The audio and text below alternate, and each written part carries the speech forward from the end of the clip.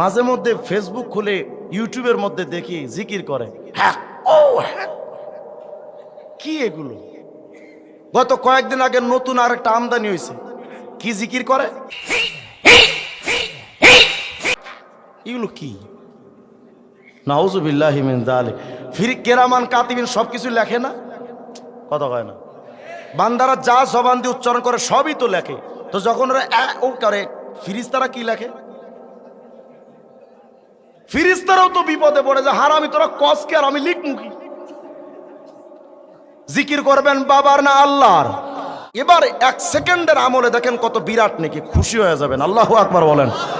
সূরা লুকমানের ২৭ নম্বর আয়াতে আল্লাহ বলেন, ওয়ালাউ আন্নামা ফিল আরদি মিন শাজারাতিন আকলাম ওয়াল বাহরু ইয়ামুদ্দুহু মিন বাদিহি সাবআতু আবহুর মা নাফিদাত কালিমাতুল্লাহ।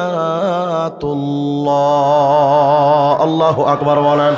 আল্লাহ পাক বলেন, বান্দা পৃথিবীর সমস্ত গাছগুলোর যদি কলম বানাও, পৃথিবীর সমস্ত গাছগুলো যদি কলম হয়, একটা সমুদ্রের সাথে যদি আরো 7টা সমুদ্র জোড়া দিয়া 8টা সমুদ্র যদি বানায় লও, এই সমুদ্রের পানিগুলোরে যদি কলমের কালি বানাও, এই কলম আর কালি দিয়া যদি আল্লাহর কালিমা লিখতে শুরু করো, কলম কালি শেষ হবে, আল্লাহর কালেমা শেষ হবে না। কি অর্থ?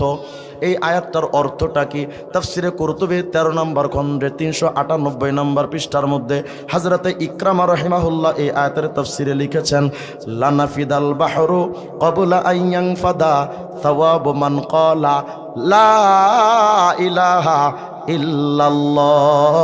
আল্লাহর কোন বান্দাই যদি 1 সেকেন্ড সময় নিয়ে শুধু একটা বার পড়ে লা ইলাহা ইল্লাল্লাহ, বলেন না লা ইলাহা ইল্লাল্লাহ, লা ইলাহা ইল্লাল্লাহ, এই কালেমা শরীফটা যদি আল্লাহর কোন বান্দাই শুধু 1 সেকেন্ড নিয়ে একটা বার পড়ে, আল্লাহ পাক বুঝাইতে চান এই কালেমাটা একবার পড়ো, 8টা সমুদ্রের পানি রে কালি বানাইয়া, পৃথিবীর গাছগুলারে কলম বানায়া, ওই কলমারে কালি দিয়া যদি একবার কালেমে তৈয়বার জিকিরের নেকি যদি ফেরেশতারা লিখতে শুরু করে, কলম কালি শেষ হয়ে যাবে, 8টা সমুদ্রের পানির কালি শেষ হয়ে যাবে, কিন্তু একবার কালেমে তৈয়বার জিকিরের নেকি লেখা শেষ হবে না।